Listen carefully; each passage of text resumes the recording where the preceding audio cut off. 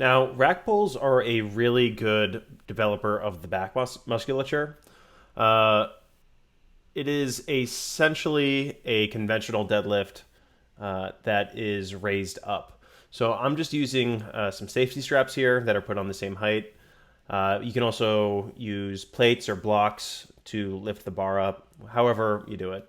Just try to make sure that you're going from underneath the knee joint, since if you go a little bit too high, you're just going to really just limit the range of motion. So I think we should all know that a deadlift is a really good leg developer, but it's also a really good back developer. So what this exercise does is just isolate the part of the deadlift where your back is working the most. So it's going to limit your leg involvement, maximize your back development. So that's why it's good. You want to make sure that you're keeping a rigid back as you're doing this, similar to the deadlift, because this is just a modified deadlift, more or less. You want to make sure the shoulder joint is above the bar and that the bar is above your midfoot. And then pulling, coming up straight, making yourself into a nice straight line, then putting it back in that same spot.